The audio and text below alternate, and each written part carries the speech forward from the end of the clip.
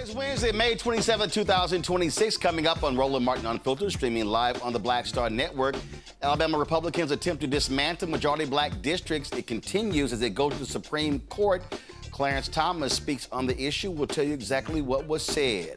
The November race for the Texas U.S. Senate is set. Democratic State Representative James Talarico will face Texas Attorney General, the very corrupt Ken Paxton, who defeated four-term Senator John Cornyn last night. Folks, and of course, the GOP is completely targeting Talarico in every step of the way. The Black Maternal Health Momnibus Act was recently reintroduced as the Momnibus Act.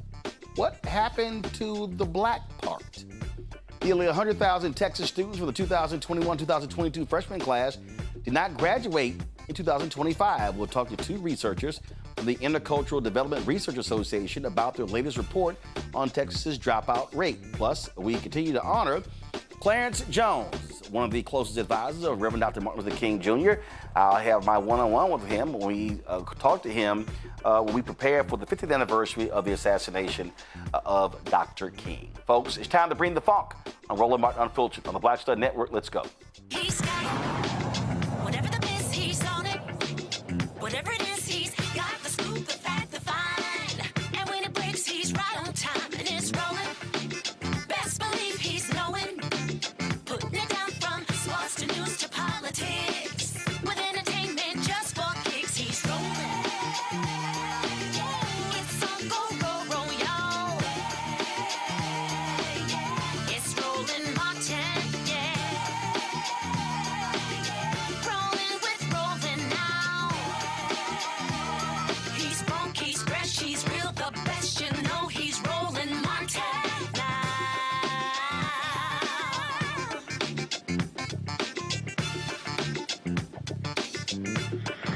Martin.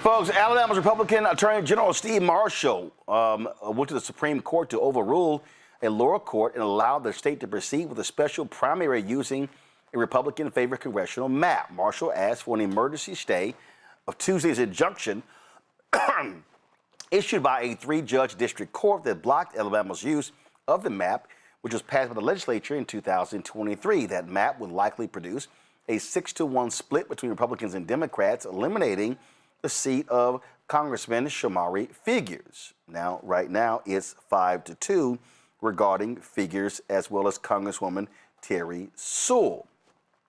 The expected shift would come from eliminating one of those two seats. Tuesday, the unanimous three-judge panel ruled that it violated the Constitution's 14th Amendment by discriminating against African Americans and diluting their vote. Still, the state argued in its high court filing on Wednesday that the lower court's decision is legally flawed because it essentially forces the state to prioritize creating two majority black districts over all other considerations. Governor Kay Ivey has called a special primary election for August 11th using the legislature's map, which could allow Republicans to flip a seat they lost to Democrats 2 years ago. Now, keep in mind, the issue here is this election and the timing of the election. And this was one of the issues that those judges weighed when they talked about in their particular ruling. Now, so Clarence Thomas is assigned to this area. And so what he did was go to my iPad. This is from the SCOTUS Wire. Justice Clarence Thomas declines to immediately restore Alabama's 2023 congressional map, but orders VRA plaintiffs to respond to Alabama's request by Monday, June 1st at 4 p.m. Alabama requested a ruling from the court by 10 a.m. on June 1st or as soon as possible thereafter. And so that is what is going on. And so you see right here a response to application. Now, Clarence Thomas is different Supreme Court justices are over different parts of the country. You'll see right here. And so Clarence Thomas, he handles emergency motions for the 11th Circuit, which covers Alabama, Georgia, and Florida. And so this is what is going on here. And so the battle continues in this GOP war on Black America. Robert Patillo, civil rights attorney with the Patillo Law Firm out of Atlanta. Dr. Avis Jones DeWeaver, host of the Fearless Politics podcast, National Harbor, Maryland. Andrew Clark, managing partner of District Legal Group out of D.C. Glad to have all three of y'all here. Robert, I want to start with you. It was interesting reading this ruling from these justices, where they said they took the Louisiana versus Calais decision, walked through it, and they said, well, the thing that they laid out, Alabama did that very thing, but how they discriminated against black voters. Now, you see how Alabama said, well, why do we have to cater to them over other groups? And the reality is that what the Supreme Court has now done, they've said that the views and perspective of white voters is frankly more important than African Americans and Latinos. I think what we're seeing right now is what the battle lines for both 2026 and 2028 are going to have to be. We can remember all the way back to Shelby v. Holder. The Supreme Court laid out then that we have to pass a new Voting Rights Act, one that is updated from the 1960s, one that fits the narratives and the issues, the demographics that exist now, not the ones that existed in 1965. That's the challenge they laid before us back then, and that's the challenge that lays before us now. And I think that this fall, if you want to have the type of turnout numbers we're going to need to flip the Congress and to flip the United States Senate, if you're going to have the turnout numbers we're going to need in 2028 in order to win back the White House and have a filibuster-proof majority to push through a real agenda, we have to be campaigning on a new Voting Rights Act. We have to take every one of these decisions and put them into the text of each. We need to pass something that's durable. So we're not going by Chevron doctrine, where we're going by agency standard, where we're not piecing together a patchwork of judicial decisions over the course of a half century. We need something new. We need it innovative. We need it to be comprehensive. And we need it to be strong enough that the next MAGA presidency in the next 10 or 20 years won't be able to simply come right behind it and push it out the way again. We now see what the battle lines are going forward. The demographics of America cannot be reversed. And what they are doing is creating the legal precedents and creating the legislative backing that they need to ensure that they can have minority rule long after they are no longer a demographic majority within the nation. So we can either get up, understand that the fight is before us right now, and be ready to campaign on this, to motivate young black men on this issue, to go into every community around the country and let them know this is not hyperbole. They are taking your right to vote away. They are taking your representation away. No representation, no vote, no hope, no future. That's something the Reverend Jacks will probably have us campaigning on right now, but that has to be the fight going forward. The urgency is immediately, the urgency is now. It is, this court, Andrew, is all over the place. In December, they say, oh no, we really can't interfere in what's happening in Texas because the primary is in March. It's just too close. And then they allow Louisiana the week after a ruling to go ahead and halt an election. Same thing with Alabama. I mean, it's like, what the hell are we doing here? Yeah, and since 2025, you see Texas, Missouri, North Carolina, Ohio, California, and Utah being able to do this redistricting and change their maps. But when you look at other states that are more Democratic-led, we look at New York, Maryland, South Carolina, Indiana, Arkansas, Wisconsin, we look at these states and they're not able to do it. And what we're really going to be seeing, Roland, is a shift. When we go to 2028, we're going to be seeing an issue where we're not only losing votes in these different districts, but people are going to be so fed up with the voting system that I'm afraid that people are just going to feel like they shouldn't vote. And that is not something that should be happening. Just like my colleague said, we should be igniting the Democratic base and also black males and black females to go out and vote. That's the only way that we're going to win in 2028. But when you look at these battleground states that are redrawing their districts to take away Congress members, to take away Democratic Congress members, we're going to see a huge issue, not only in 2026, but when we go into 2028, where we're going to see the biggest race in our lifetime. You're not going to ignite voters unless you have politicians with an agenda to actually do that. And so there can't just be this automatic assumption that you're going to have black folks who are going to be registering like crazy. Avis, what has to happen, in my estimation, is that you have to truly walk people through and explain what the consequences are. And one of the things that I've tried to do on this show is to say this is not just about an individual. It's not just about a black politician. It's what that person is able to do while they are there. You got these people who run around, they say, oh my God, all these black politicians, they're awful, they're not doing anything. Well, that's a lie. And the end result of this is going to be the loss of billions of dollars that actually come to our communities. Your nonprofits, your other groups, your ability to have folk who interact and with black-owned businesses, all of those different things, they will all be impacted when you lose representation, Avis. Absolutely. And they've already been impacted to a great deal. I mean, we already know that we have a historically high unemployment rates in the Black community, similar to what we saw under the pandemic. We are seeing now we have a workforce that has about 600,000 Black women detached from it. We know that we have Black businesses that have literally lost hundreds of millions of dollars due to the rollback with government contracting and DEI. And so we've already seen those impacts. And now we're seeing what's happened with the Supreme Court. I think it is very clear that we need to, as you mentioned, connect the dots between the impacts that we are seeing right now and the need to vote. Like, this happens as a result of the true fact that elections have consequences.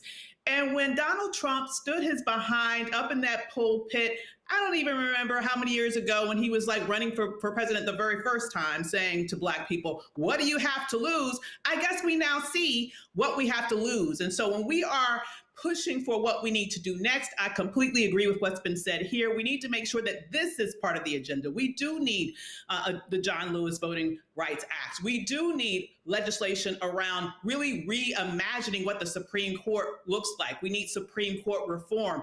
There are major changes that we need to do, not minor tweaks to the side when there is Democratic power. And so I do take one little bit of solace and optimism in mind when I look at what's happened so far with early voting. You had record turnouts in Georgia and in South Carolina when it comes to early voting. So I do think the Black community is getting the message. I do think we are showing up in force, and what we need to do is keep that momentum not only through the midterms, but all the way up to and including the next presidential election and beyond. Now, what's happening in Florida, a district judge has refused to block the congressional map there, wiping out 4 seats from Democrats. This is the political story. The decision by Circuit Judge Joshua Hawks, appointed to the bench by Governor Ron DeSantis, doesn't end the legal battle, but it greatly increases the likelihood that the map will be in place for the 2026 midterms while the underlying challenge continues. Now, what's crazy is, Robert, he went out of his to not speak to the law in Florida that's against mid-decade redistricting. So he tried to say, oh no, by making these changes, it's too close to the election, it's gonna be the impact. I'm sorry, dude, does it violate the law they passed or not? And you know, Roland, it's interesting because if you think about it, if this was in a movie, and we saw that the mad dictator had taken power, and with the snap of a finger, he was just eliminating his opposition's representation in government across the country, taking away 4 seats here, 1 seat here, consolidating districts, diluting the vote of his opposition and racial minorities, destroying jobs programs, economically devastating communities of color and minority groups. You know, we would think that would be a cheesy movie. Nobody's going to do that in real life. We would also think that people will be outraged by this. You would think that people will be marching in the streets and people will be actually like standing up and fighting about this. And the scary part is that even with these things happening directly in front of us, we're not seeing the type of outrage that this deserves. We're not seeing these moments of clarity where we as a society are simply saying that this is exactly what was going on in Germany at one point in time. This is what was going on in the South in the 1860s. This is what goes on right before something very terrible to a democratic system takes place. And we are in the throes of this, as every single roadblock, every single check and balance is simply torn asunder.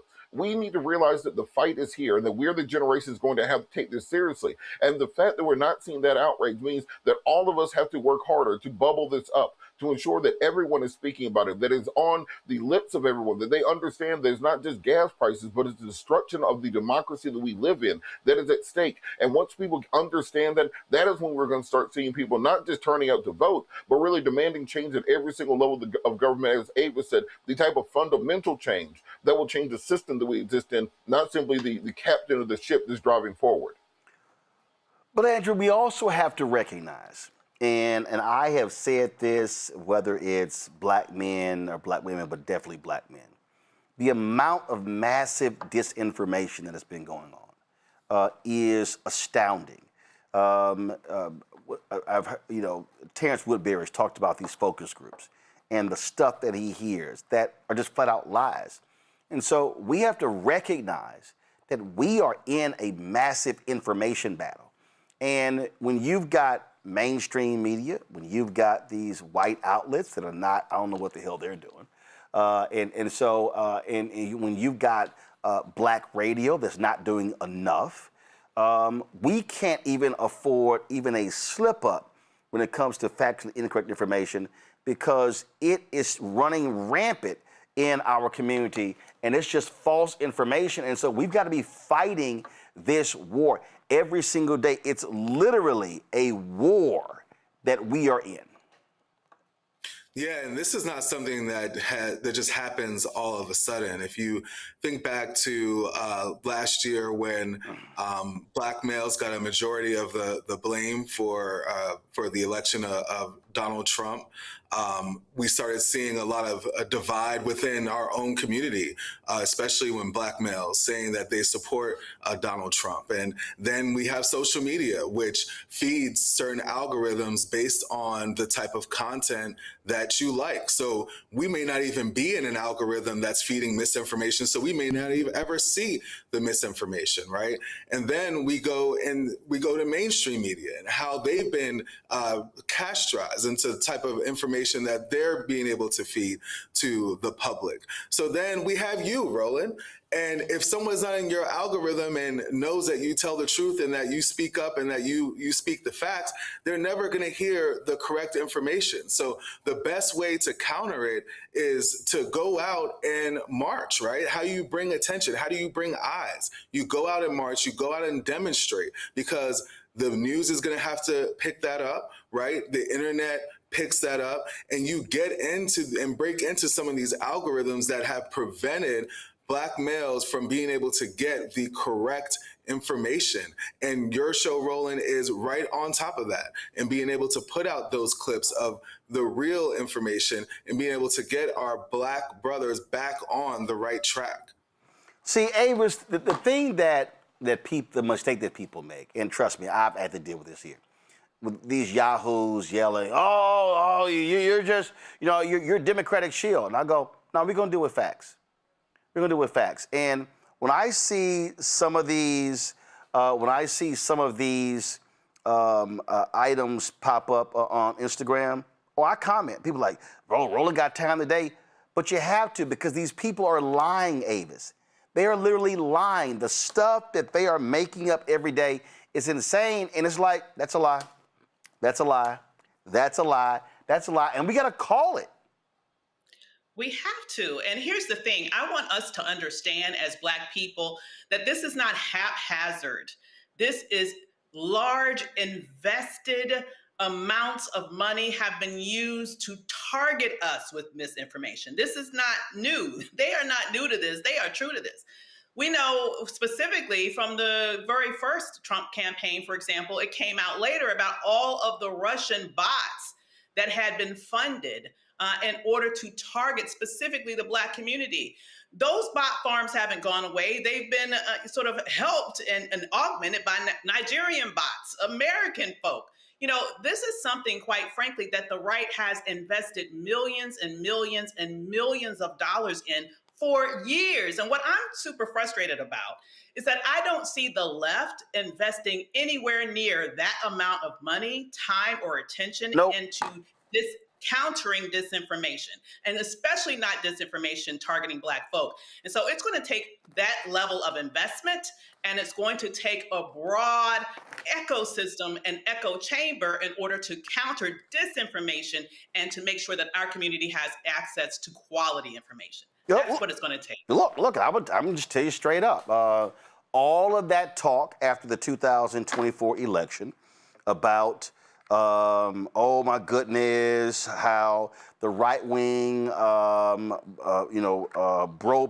podcasters and all those outlets and what they did, and how progressives need to invest, need to do those things. All those different things sounds great.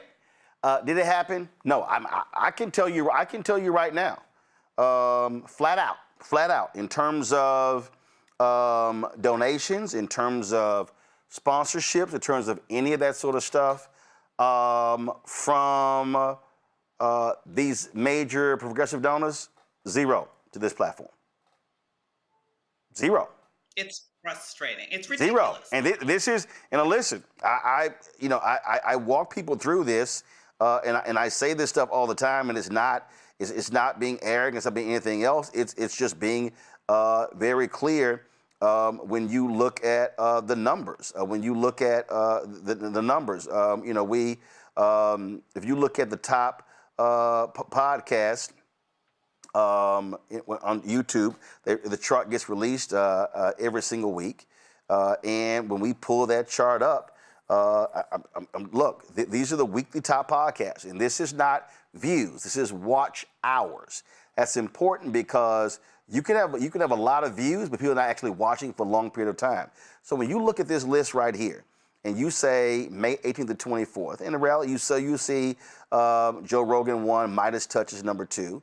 Well, you see Kill Tony, right winger, Sean Ryan, right winger, Candace Owens, right winger. When you start looking at a lot of these, Nightcap, that's Shannon and Ocho, sports. Tucker Carlson, right winger. Theo Vaughn, right winger. When you start, so you look at from a Black standpoint, in the top 20, the 2 are entertainment and sports. I want people to understand. So when you start going to the next one, and you start, looking here, and you see, PBD, right wing, you start listening. Okay, the next Black one is Gil's Arena, sports. When you keep going, okay, you got Start, Neil deGrasse Tyson, science, 5:20 in the morning podcast. Love Jeff Teague and those guys, that's great. 39, sports. 85 South, number 41, sports. Now you see, Sam Cedar on the progressive side, Young Turks progressive side. When you see Adam Mockler, then you see this Black conservative, and so then when you keep going, then you'll see you'll keep going, and you'll see Don Lemon is in here, but what does Don cover? That is a lot different than what we cover. Bulwark. And you go David Packman, and you keep going, and you keep going. Tim Cass, right winger, Brian Tyler Cohen, progressive, if you will. When you keep going down here, looking at these numbers, and then Clough at 520 podcast, same thing. Look, we're at number 92. We're the only Black news and information in the top 100. There's nobody else. There's nobody else in the top 100. And people have to understand when you start talking about, again, information and how we are receiving it, and I got, and we start talking about, who's watching, who's reading, we have to be encouraging and pushing what I call credible information. And I think part of the problem that we're dealing with is that we have on our promo, Jeff Carr says, Black people bring your eyeballs home. We got to be honest about what we're watching and what we're consuming. And listen, I'll be straight up. I've spent no time discussing the Kevin Hart roast on this show. Y'all can go talk about that other stuff. I have spent zero time and energy on whether Cheyenne Bryant is a doctor or not.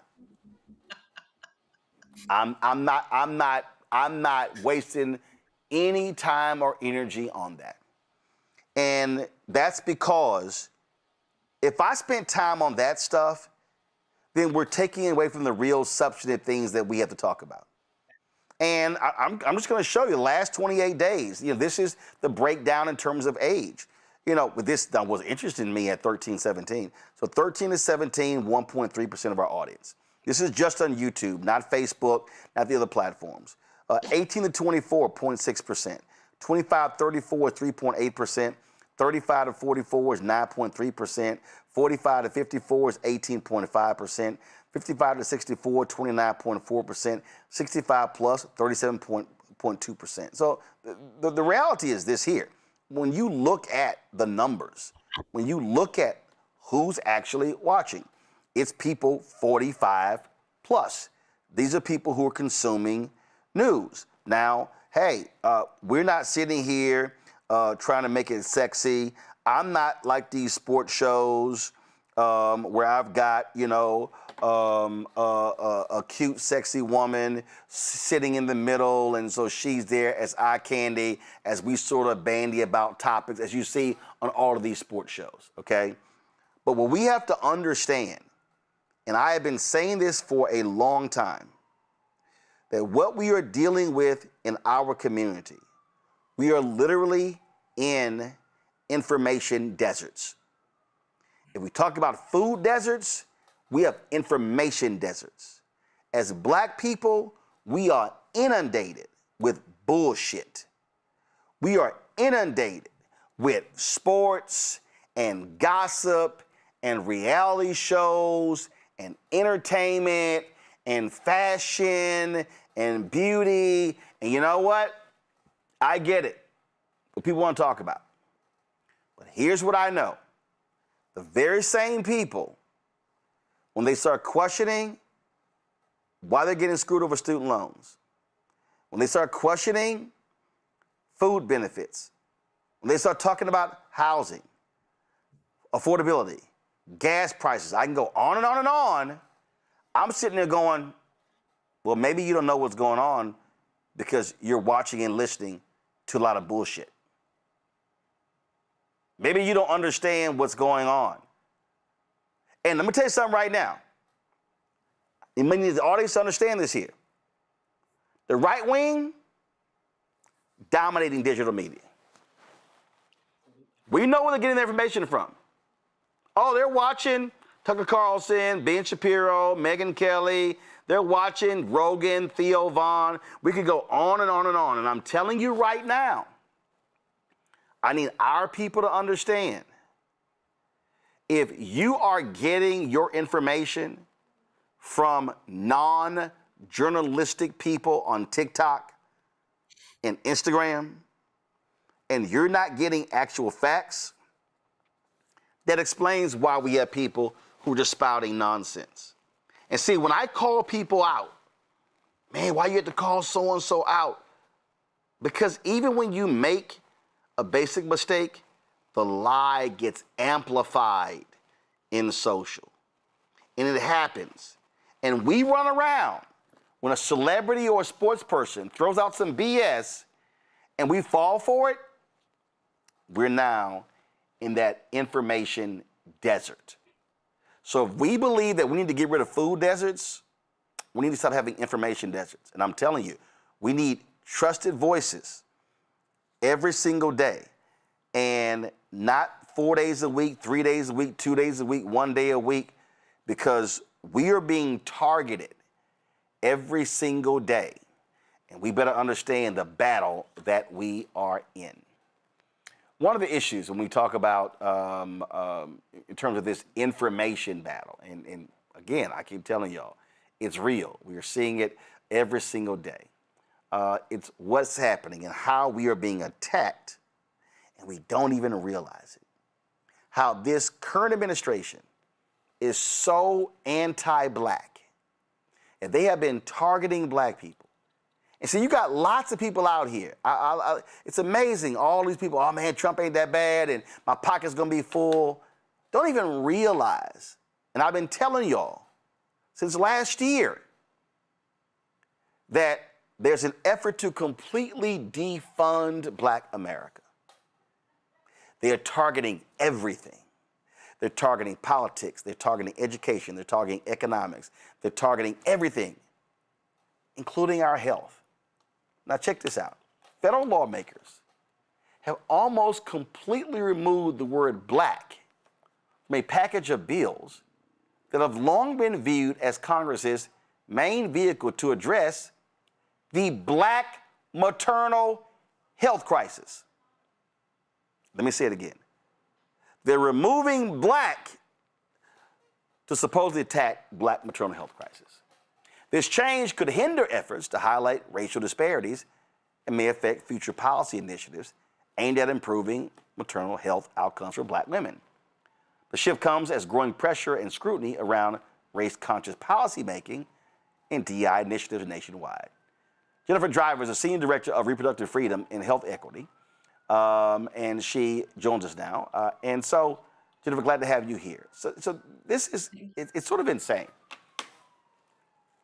So MAGA wants to say, no discussions about racial inequity, don't want to hear it, don't bring it up.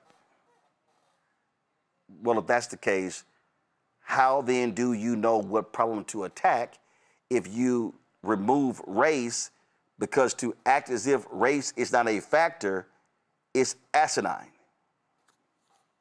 That's exactly right. You know, the controversy around this really centered during April, during Black Maternal Health Week, when the federal Momnibus package was reintroduced. And what we noticed was the word Black was removed from the title and largely stripped from the legislative that had been previously called the Black Maternal Health Momnibus Act. And so it was led by Representative Lauren Underwood, the primary lead sponsor and co-chair of the Congressional Black Maternal Health Caucus, Representative Alma Adams, the co-founder of the Black Maternal Health Caucus, and Senator Cory Booker on the Senate side, who was the previous version package. And so, you know, we had seen over the years where Black had kind of, the language had been changed. But this year was really striking with the full removal of the title Black from the title of the package and the legislative language. And as you said, if you don't name it, you can't change it. Now, explain to people the amount of money that we've lost since Trump got in. Doge comes in. Like, I don't think people really understand that complete wipeout. And we know USAID and how that's impacted Ebola and things like that in other countries. But they wiped out, and they have hindered the work of numerous nonprofits in this health education space. I think that's right. I mean, not only have they wiped out at the federal government, right? So they've erased the people who were the public health scientists that were studying Black maternal health. They defunded the researchers who were really looking to change how we address the maternal mortality crisis in this country. So across the federal government, you saw just droves of researchers, epidemiologists, scholars who were really committed to addressing Black maternal health. But not only across the federal government, we've seen it in nonprofit organizations too. We have seen where the Trump administration has targeted organizations that are primarily focused on addressing Black health. We have seen our funding has been removed or gutted. If we got federal funding, that funding was cut or removed. There was a lot of layoffs, decades and decades of research and science just all wiped out with a swipe of what Trump has done. And what also happened was that foundations who were funding and committed, right? So during 2020, all the these funders that wanted to come and say that they were pro-Black and stand up, they actually walked away as well. And so you saw them backtracking and say, oh, no, we can't say Black, or actually, we can't say that. And so the funding that was supporting a lot of these nonprofits that were really addressing the maternal health crisis, that funding was gutted. So the 19th did a story, and they talked to Congresswoman Lauren Underwood. And the spokesperson said this. The spokesperson for Underwood said removing the word Black from most of the legislation in 2023 was due to technical edits related to the Kira Johnson Act, a bill in the Momnibus package named after a black woman who died in 2016 in the hours after childbirth. The legislation encourages investments in community-based organizations that support mothers. Though it has not been enacted, aspects of the bill have been implemented through congressional funding directed to the Office of Minority Health under the Department of Health and Human Services. These appropriations, first approved under the Biden administration, total more than $30 million to date. So Underwood spokesperson said removing the word black in 2023 aligned the legislative text with language used by the Office of Minority Health to avoid future regulatory hiccups under existing regulations. But here's the thing. What we also know is that money that was allocated by Congress under Biden-Harris, Trump and his cronies have been slashing. That's exactly right. That's exactly right. You know, the funding has been slashed. And so I think it's kind of disingenuous to say that all of this money is going to community-based organizations when the reality is a lot of that funding was gutted and cut. And so, and, you know, that number is a drop in the bucket of actually what is needed to address this crisis. Going back to the story on the 19th, it said some of the references to black people were replaced with demographic groups with elevated rates of maternal mortality, severe maternal morbidity, maternal health disparities, and other adverse perinatal or childbirth outcomes. The latest bill also links to a formal definition for racial and ethnic minority groups that includes black people. Quote, the definitions in the bill are designed to make sure that the money can get to the communities that need it, Underwood told the 19th, who emphasized the substance of the bill has not changed and has been expanded to encourage more research funding. What do you say? So one of the most important things about the Momnibus is that it framed maternal mortality not simply as individual healthcare issue, but as a structural and racial issue. The bill recognized that outcomes are shaped by systemic racism, access to care, provider bias, environmental exposures, criminalization, and economic inequality. So not just personal behavior. And so, you know, this idea that it's doing all of these things, but you can't actually say the word black and who is most at risk.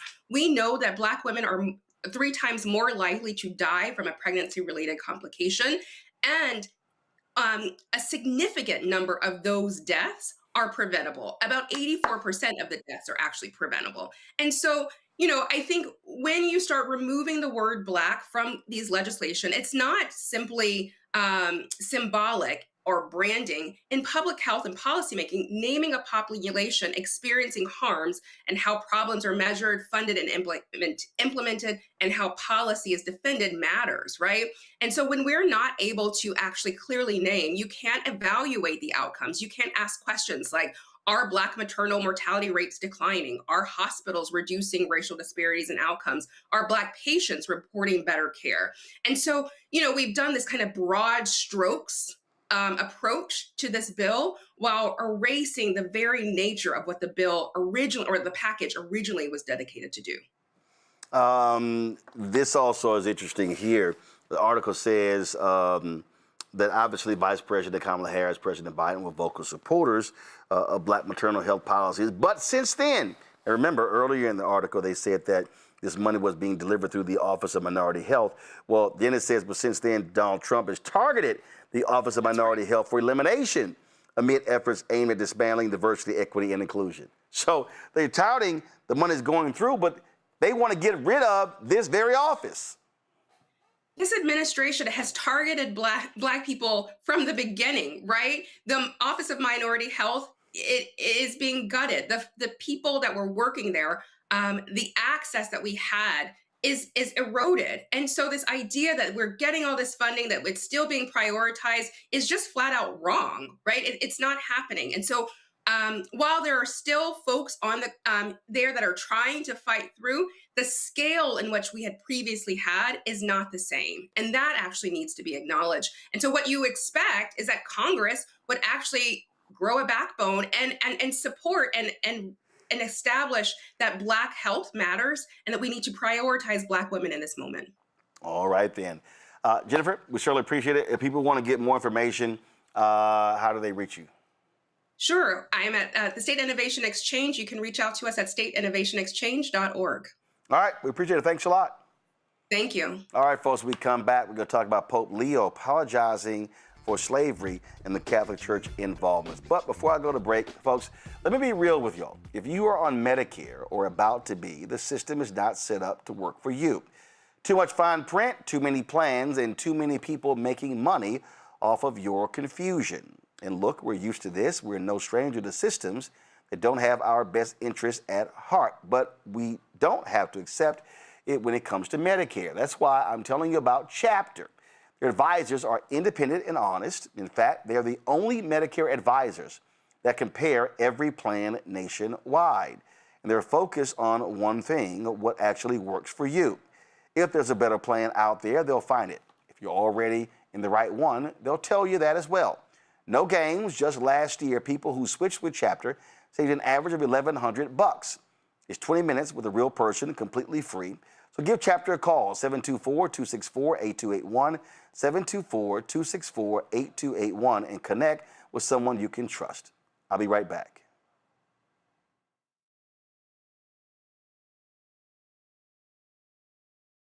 They've been trying to erase black political power since Reconstruction. Now the Supreme Court is helping them finish the job. First came Shelby County versus Holder in 2013, the ruling that gutted the Voting Rights Act. Then came Brnovich in 2021, another ruling, another piece torn away. Now comes Calais, the case civil rights leaders warned could cripple the last major federal protection against racial vote dilution. And within days, Tennessee eliminated its only majority black congressional district. Louisiana, South Carolina, Alabama. The same strategy is spreading across the South. The old Jim Crow used poll taxes and literacy tests. The new Jim Crow uses gerrymandered maps, voter roll purges, polling place closures, and court rulings that make black communities politically invisible. 1965 was Freedom Summer. This is Freedom Summer 2.0, because they are still trying to erase black political power, and we will not bow.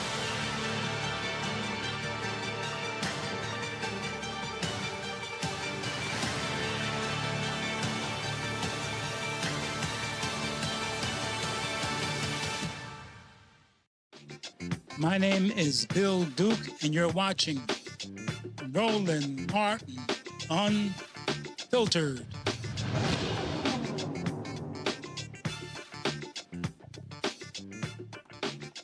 Folks, on Monday, Pope Leo apologized for the Catholic Church's complicit involvement in the slave trade. The Associated Press posted this story where they said Pope Leo made a historic apology for the Holy See's role in legitimizing slavery and having failed to condemn it for centuries, calling the Vatican's record a, quote, wound in Christian memory.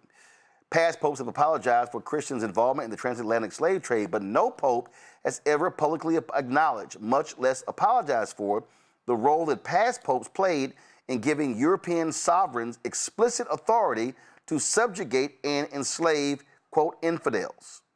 That's right. The history's first U.S.-born pope, whose family includes both enslaved people and slave owners. Yeah, brother.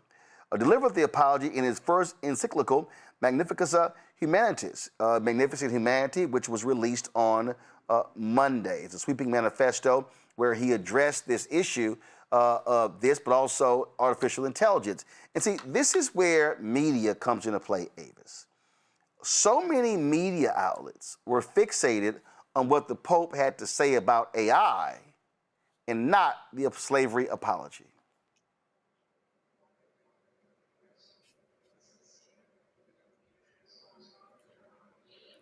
Absolutely true. Absolutely true.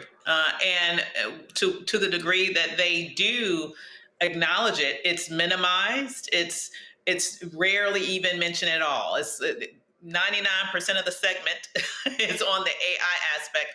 And I think that happens, honestly, because we live in a nation that still to this very day does not want to face its history, does not want to face its past. And under an administration that has made its business to do as much as it can to destroy our history, it's a shame that the media, too, is complicit in ignoring reference to our history, even when it's part or should be part of a specific news cycle of the day. It just shows our cultural leanings towards minimizing our history and, to the extent that they can, trying to detract from it at every given opportunity. But this is why, Andrew, and I keep saying this, why it matters to have other voices. When we are so dependent on white media, then they're going to be deciding what we hear and what we don't hear.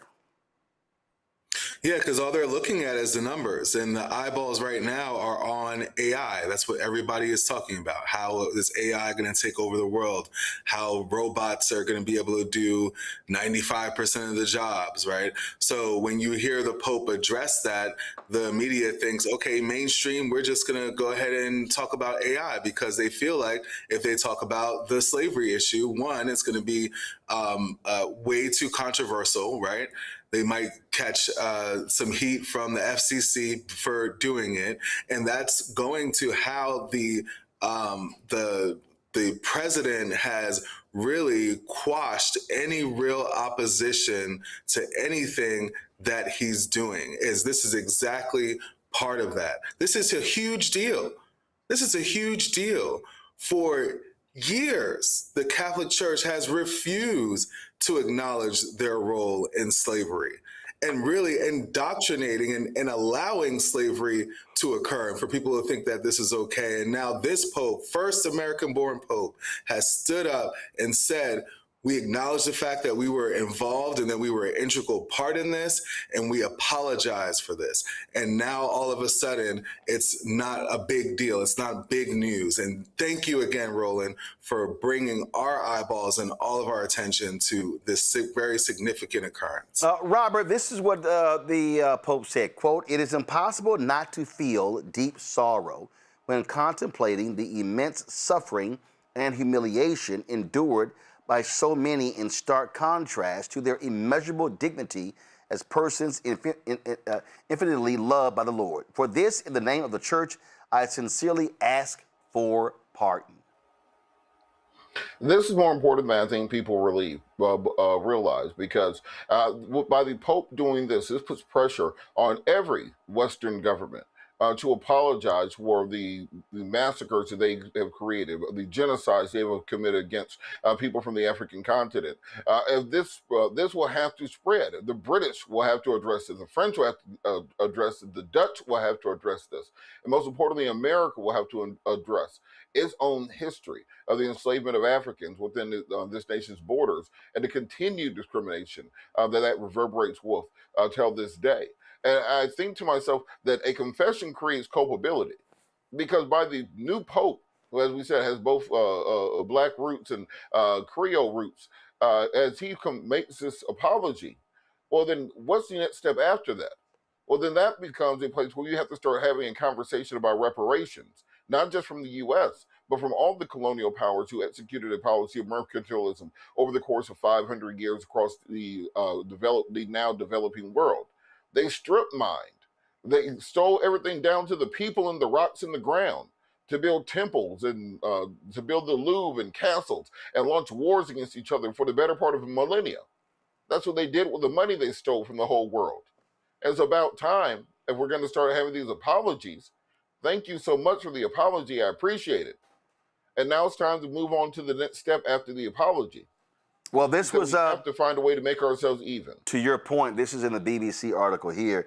It said on Tuesday, Human Rights Watch said the Pope's apology marked an important step, but stressed apologies alone were not enough and that real reparative justice needed to go further. Religious institutions, along with states and corporations that benefited from slavery, should, quote, reckon seriously with their histories and take part in reparative efforts, the rights group added. Sound like they're saying the same thing you are, Robert? Mm-hmm. Yeah, and that's the point, that if you look at what has happened in European history in particular, after wars took place, after atrocities took place, nations paid reparations to each other. It's not a word that was developed or created in our context. Iran right now is demanding war reparations for the United States for an unprovoked war of offense, and they're citing 19th century European rules of war. Like when we talk about the Geneva Convention, these are the rules that are put in place. So when you're talking about a group that has been taken captive, taken away from their homeland where they cannot be returned to, they received a material wrong against them as a nation of people.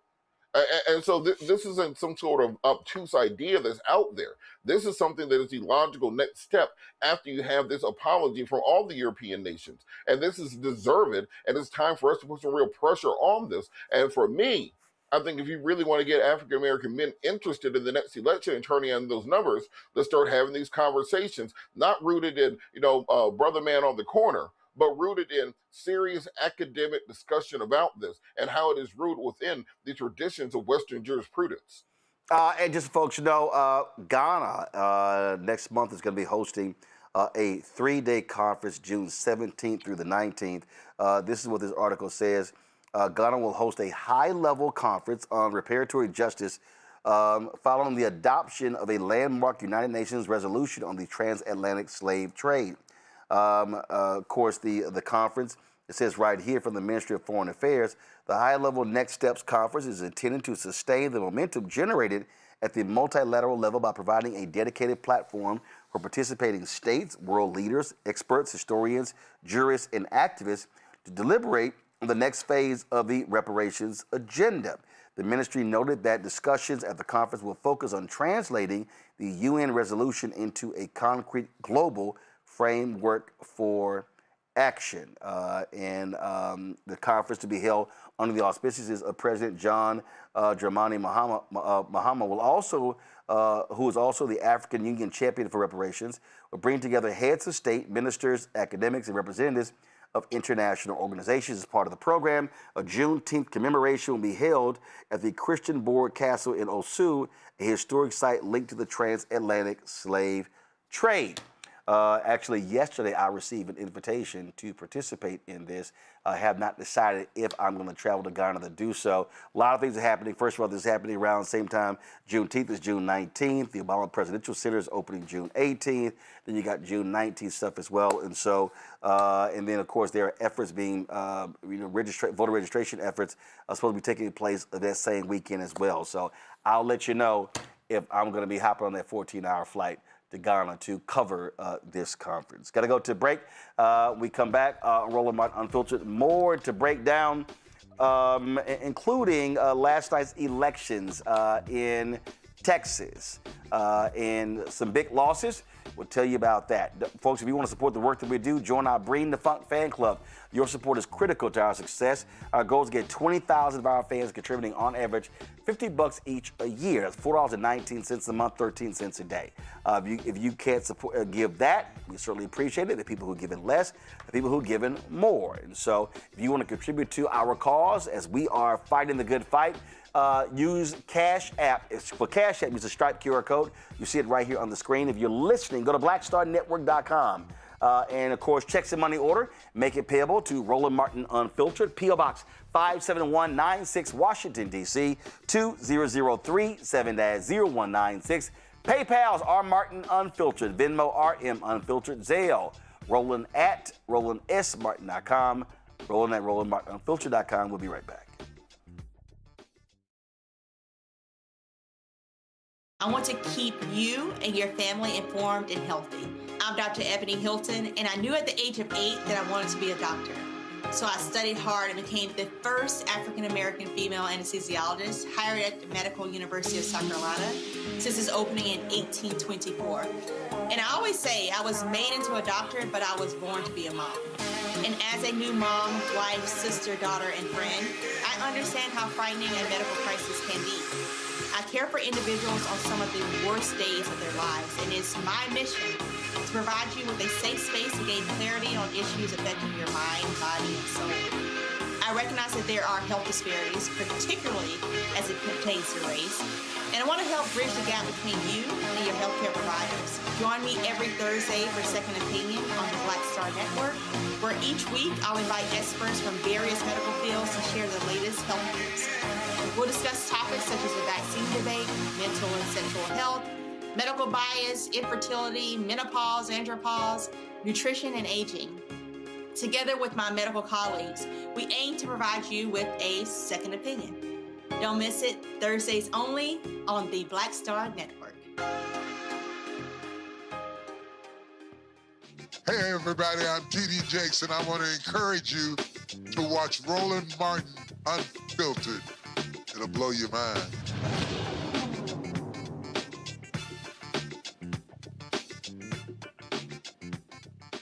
Folks, big upsets last night in Texas. Republicans got exactly what they wanted when they forced two black members of the two CBC members to run against one another. You had Congressman Christian Menifee running against longtime Congressman Al Green. Menifee defeated Al Green. Of course, Green, the 78-year-old civil rights champion, was running for his 12th term in Washington. Menifee got 69.4% of the vote. Green got 30.6% of the vote. Now, keep in mind, those districts were redrawn. Green was in the 9th district. Then they redrew the district, moving him into the 18th district. And Menifee, this was, his fourth election? He was running since January of 2025. That the special election for that race. Then they had the runoff for the special election, because remember, Congressman Sylvester Turner died. He replaced Congresswoman Sheila Jackson Lee, who had died. So Menifee ran twice to win that seat. Well, then, that was just in January in the runoff. Then he had to run in the new, because of the new maps, so he ran in that primary, and then, of course, this runoff. So he's had 4 elections literally in 18 months. And so that was that particular race. In Dallas, you had a former Congressman, Colin Allred, who beat Congresswoman Julie Johnson for that seat. Now, in the U.S. Senate race, you have the most corrupt Attorney General in America, Ken Paxton, who beat incumbent John Cornyn. Paxton got the endorsement of Donald Trump. This race ends a bitter and expensive primary that divided the party. And Cornyn has already pledged he's going to support Paxton. Republican Party, they've already began deleting a lot of folks, their tweets and attack ads against Ken Paxton, such as this one dealing with crime. This is the sound of Texas. And this is how it sounds under Ken Paxton.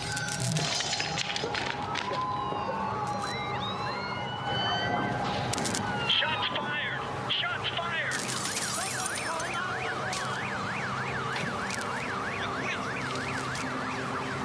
So, which Texas do you want to hear? So, the attacks have already begun. Go to my iPad. They've been attacking. Look at this. Ari Fleischer, Talarico in a Texas shirt. The shirt doesn't fit him. They've been whining about his stance, his shirt, his positions all day because they're desperately to try to change the tone and tenor. The reality is Republicans were attacking Paxton left and right. They were lining up behind John Cornyn, but he did not prevail. Now, of course, Andrew, he's going to face off. And listen, it's going to be tough for Talarico to win, but Ken Paxton is so corrupt. Listen, he might have a shot unless these idiot Republicans in Texas just say, hell, we don't care about a man who's corrupt. We don't care about somebody who's cheated numerous times on his wife. What the hell? We want him out as our U.S. Senator.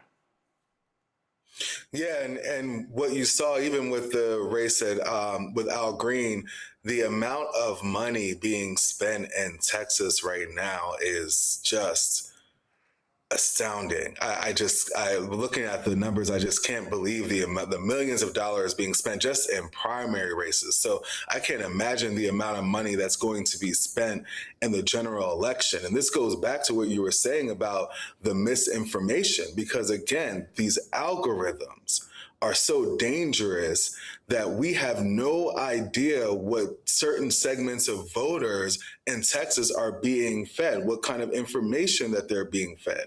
So that's when you get a result of an election from 69% that you think, that this candidate has absolutely no shot.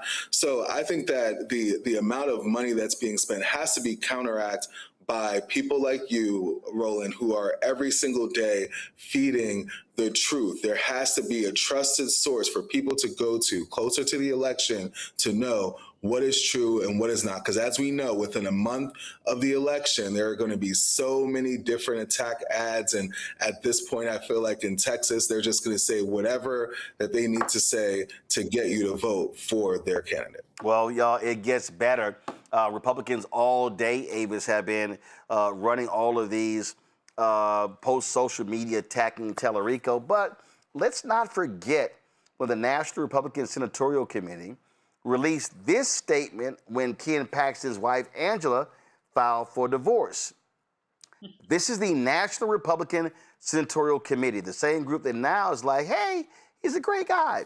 What Ken Paxton has put his family through is truly repulsive and disgusting. No one should have to endure what Angela Paxton has, and we pray for her as she chooses to stand up for herself and her family during this difficult time, said NRSC Communications Director Joanna Rodriguez. Background: Angela Paxton's divorce petition accuses Ken Paxton of adultery and says the couple stopped living together in June of 2024. Paxton's former chief of staff testified that Paxton confessed to her and other staff members he was having an affair with his mistress, Laura Olson. Impeachment articles in the Texas legislature allege Paxton used the alias Dave P. for a fake Uber account he used to secretly see his mistress. Paxton was also accused of using secret emails and burner phones to try and cover his tracks. Paxton allegedly used his pal, Nate Paul, who was recently convicted of bank fraud, to help hide his affair and provide his mistress with employment in Austin so that Paxton could be closer to her. 20 articles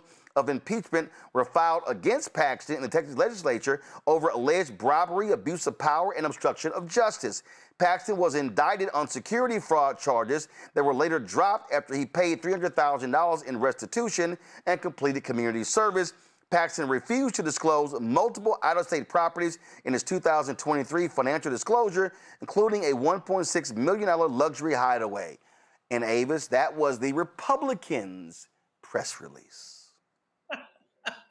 Yeah, because they really did not want the outcome that happened yesterday with that primary. I think they're still probably pissed at Trump for his last-minute endorsement of this crook. But, you know, birds of a feather flock together. One thing that we can see from the Republican and specifically the Trump loyalists is clearly adultery is not a deal breaker for them. You know, criminal behavior is not a deal breaker for them. This is something that they have voted for knowingly when it comes to Trump. So when this guy does it, breaking up two homes simultaneously, not only leading to the divorce from his wife, but leading to the divorce with the mistress, who is the mother of 7 children, her marriage blew up too. So he not only led to the demise of 2 marriages, he also engaged in behavior. And let me just say, for you to be impeached as a Republican by Republicans in Texas, you are doing some stuff, okay? So the level of, you know, just malfeasance is tremendous. If this is enough to help the Democrats finally break the 30-year losing streak when it comes to a Senate seat in Texas, that would be wonderful. But I'm still saying that with a big if, because we do know that it's a huge chunk of the Republican electorate that though they talk the talk about family values, they really don't give a damn when it comes to who they vote for. And this here was a tweet, Robert, from Team Talarico. This is Ken Paxton's mugshot. He was indicted on 3 felony counts for investment fraud. He was reported to the FBI by his own staff for bribery. He was impeached by his own party for corruption. Now he's a Republican nominee for U.S. Senate in Texas. Together we will stop him. A couple things. One, with the affair, and this goes up to anybody who's currently a side piece in a relationship. If they're not doing all that stuff that he was doing, he ain't never going to leave his wife for you.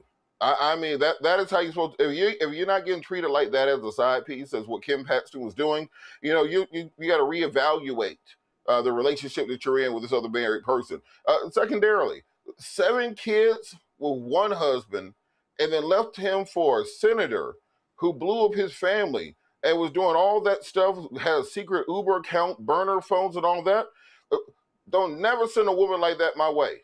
Whatever I don't want nothing like that anywhere near me for any reason. I'm just waiting for the Tubi movie that tells us exactly what happened in the situation. But look, the only corollary I could find to this was the election of Herschel Walker versus Raphael Warnock, where Republicans, just because Donald Trump said to, nominated somebody who was mentally ill, politically corrupt, abusive towards women, with just a terrible and disgusting past. And they made that their nominee. And that was able to push Raphael Warnock over the edge. Great candidate in and of himself. He's my pastor at Ebenezer. But having a candidate of that nature is exactly what is necessary to get someone like Talarico elected, who is a moderate. The biggest attack they've had against him so far is claiming that he's a vegan.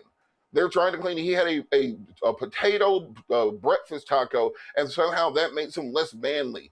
Kim Paxton talked about that during his acceptance speech earlier this week. So I think Democrats are in a great position as more and more information and more allegations come out. We're going to see more money spent on this election than some presidential elections have been seeing. Upwards of $500 million is going to have to be spent by the Republicans to attempt to defend this seat that won't be going to fighting Ossoff, that won't be going to North Carolina, that won't be going to Maine. Donald Trump has cut off his nose to spite his face just in order to get his person across the line and punish any non-loyal rhinos who don't want to get on board with the Republican agenda, and this is exactly what Democrats need to stem the tide. You talk about what these folks are focusing on, and I've seen some stupid stuff. And I was on Twitter today, and I showed you that Ari Fleischer tweet complaining about, the shirt size. Mary Catherine Ham posted this thing on Twitter, which was like really stupid, and it was, and she was, retweeted by Eric Erickson. So this is it. The Democrats posted this here, a photo of Talarico, fired up, ready to go. It's time to take back Texas. And then Mary Catherine Ham goes, I've never seen a stance that says take back Texas less than this one. Well, the other stance could be when Ken Paxton's office gives a man no jail time for raping a boy for 3 years. Mary Catherine, how about that stance? Eric Erickson, you retweeted this. How about that stance? How about how corrupt he is?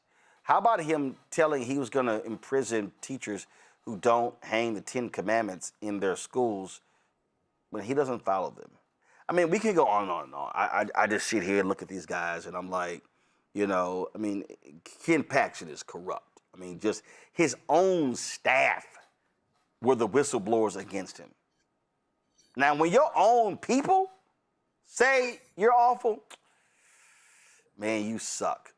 Now, speaking of sucking, Megyn Kelly. Oh my God, these white women really crack me up. How they voted for Trump, they knew who he was, knew he was racist and sexist, and all of that. Yet they just continue the stupidity. So this is what she had to say on this podcast with these two black idiots. Trump has cheated on every wife he's had.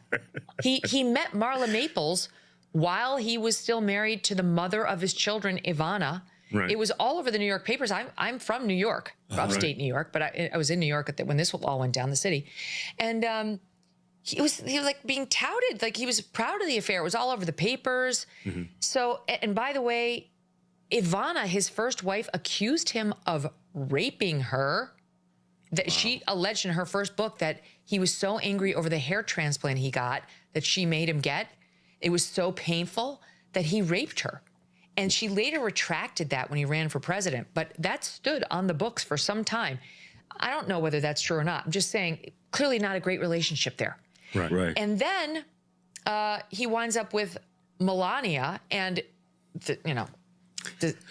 if you think Trump's been faithful to Melania, okay, that's great. You got bigger issues than I can solve here. Right. But so the nerve, nerve to act, for him to be judging somebody else's marriage or love relationships or choices, it just shows you he's got chutzpah, I guess is the word for it, beyond. and it was really inappropriate, and it was wrong. It was what he said was wrong on many levels. But you voted for him. I mean, it's amazing how all of a sudden they're getting religion, Robert.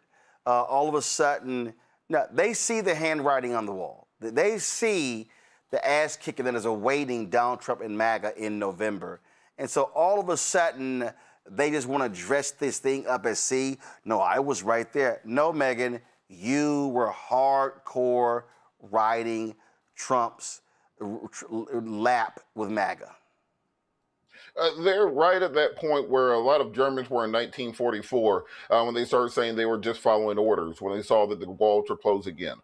Look, Donald Trump is now polling in the 30s. The only reason he's polling in the 30s is because the Republican base, that MAGA base, he is still upwards of 90% support, meaning that in the rest of the American electorate, Donald Trump has between 15 and 20% support, just mathematically, in order for the numbers to work out that way. They understand that any candidate who does not have that Trump imprimatur at this point can't get out of a primary, but at the same time, that same person cannot win a general election.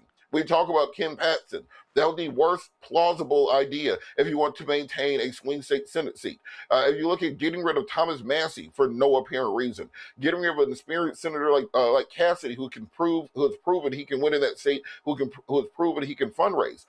This is Nero's madness. I mean, this is the Megabolus towards the end of the Roman Empire. This is hardcore crazy, and we're starting to see these MAGA influencers understanding that they're going to have a life after Trump at some point in the next 2 years. And more, they're coming out and trying to get ahead of the game, saying that I was somebody who criticized him at the time. I was a supporter of Trump term one. I wasn't here for the Make Israel Great Again movement. I wasn't here for the Trump 2.0, as they're calling it, because even Marjorie Taylor Greene is declaring that MAGA is dead and has been killed by Trump. And this is what we're going to see more so going into this fall election. More and more candidates coming out and saying, I'm a traditional Reagan Republican, and rejecting this MAGA movement. Oh, it gets better, Avis.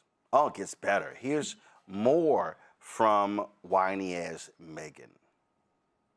I didn't expect the corruption to be quite as, widespread as it's been, and like the self-dealing and the lining of his and his family's pockets. Like, that's been a little shocking. Talking and billions I just of dollars. didn't expect Trump to be so disrespectful of his base. Right. Well, you know what, Megyn? I got to push back a little bit because Trump didn't take a salary while he's president. So I don't know what you're talking about. Right. I mean, you look at like across the board of the Trump family, and I've never seen a family get so rich off of a presidency. Right. And it happened at the same time as we now have a Supreme Court ruling that basically says any official act he takes while in the White House is protected. Right. And those two things are, seem to be giving him some sort of a hall pass that could very much get abused. I don't want to, say he's crossed the line legally because I actually haven't taken a close look at that. But, he's done a lot that pushes it right up to the line. And I just don't think we want our presidents or their families getting rich off of the presidency. And I really want to know more about all these trades that are happening on Iran right before he makes the announcements. Like, this is not the way it's supposed to be. Even one of those would have caused a massive scandal 12, 13 years ago. We shouldn't be so far afield that like these obvious ethical questions get skirted past with just. Well, folks like you excuse it because you're in the cult. I mean, who the hell does she think she's fooling, Avis? I mean, all of them. They've all given him a pass. She spoke at his rallies. She knew his ass was corrupt. She knew that his children were corrupt. Yes, she wanted it. Ari Fleischer as well. Eric Erickson as well. I don't want to hear any of these people go, oh my God, this is crazy. Anytime Geraldo tweets, I'm like, Geraldo, shut the fuck up. You're right. And it's a whole rack of them. Add to that list the Tucker Carlsons of the world. Add to that list Candace Owens. Add to that list crazy ass Alex Jones. I mean, it's really wild to see all of these, loud Trump supporters. Hell, even Joe Rogan. Add to all of these people to that list who were all gung-ho on the Trump train, all up to and through the election. And now all of a sudden they're clutching their collective pearls as if there was no indication that any of this could have happened. Oh yeah, there was plenty of indication. But I will have to say, I believe that some of them, maybe not Megan, but I believe that some of them, perhaps like a Tucker Carlson, maybe even like a Candace Owens, have some sort of presidential aspirations. And what they are doing right now, and Marjorie Taylor Greene as well, what they're doing right now is they are positioning themselves to be the real America First candidate, to be the real candidate that would do what he said he was going to do, but he hasn't done because he has not put America first. And that's one thing that I believe that the Democrats really need to be wary of, and they need to be very strategic about that moving forward, because the reality is when we're thinking to the next presidential election, they can't just think just because this guy was a colossal failure and they will likely do well in the midterms, that the next presidential election will be, in essence, a breeze. I believe it's going to be a free-for-all. I believe that there are going to be some people that are going to come out and really look to track towards I'm the true America First candidate and pick up the mantle, so to speak. And that type of personality might not only be attractive to, a key Republican cohort, but it might also, some of the rhetoric that they are espousing right now, particularly their rhetoric around Zionism, might also be attractive to some on the far left. So I do believe that this is something that the Democrats need to be thoughtful of moving forward, because the next presidential election is going to be a free-for-all, both on the left and on the right. And we need to be prepared for any of the jokers out there, like these individuals, who will likely throw their hat in the ring as well. Well, we see exactly what they're doing, Andrew, and now it's like, no, I want to be on record. I want to be able to say I spoke against that. Nah, y'all were all riding that jock. Now, I don't know what changed with Megyn Kelly from 2024 when she was stumping for Trump. Same values, right? Same flaws as a candidate. Nothing has really changed from there. 2025 comes, nothing has really changed. But all of a sudden, now the polls are down. Now he's losing elections. Aside from Texas last night, now he's losing elections all throughout the country. And now all of a sudden there's this shift. Now it's a joke. And it's insane to me that she said, I didn't know that he was going to use the presidency to get rich. I mean, he put this in his rhetoric. The first time he was a president, he tried to do it. The Supreme Court then gave him a pass to be able to do it on the second term. So for her to now come and say that she's so surprised about how this president is conducting himself is complete hogwash. And it really, to their base and even to their listeners, to see them go from one position to the next on a monthly basis should be really just, I think, disgusting to their listeners. Can you imagine, Roland, if you took one position one day and then 6 months later you took a different position?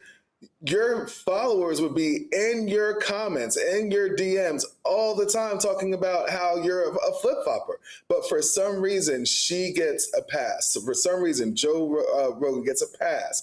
And I just don't understand what the right wing is really looking at when it comes to leadership in their party and what they're looking at when it comes to somebody that's going to take the reins from Donald Trump, because it just seems like they're just listening to whoever says whatever they want to hear without actually looking at this person's record and seeing that they really do just say whatever you want to hear, whether it's contradictory from something that they just said 2 months ago.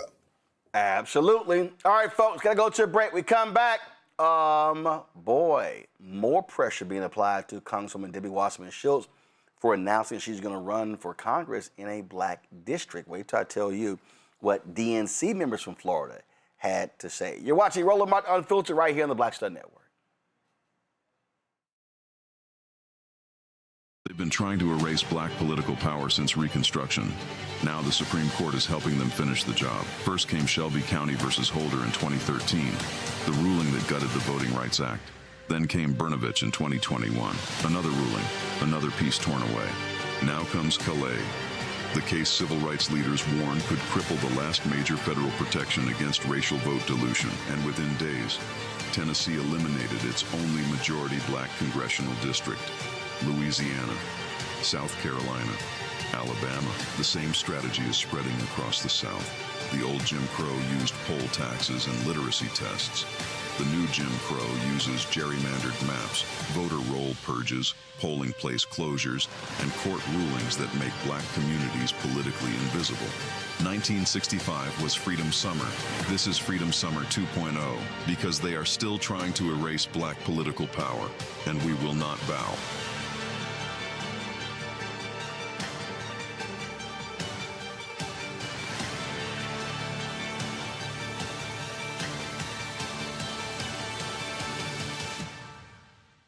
I'm Ryan Wilson, CEO and co-founder of The Gathering Spot, and you're watching Roland Martin Unfiltered on the Black Star Network.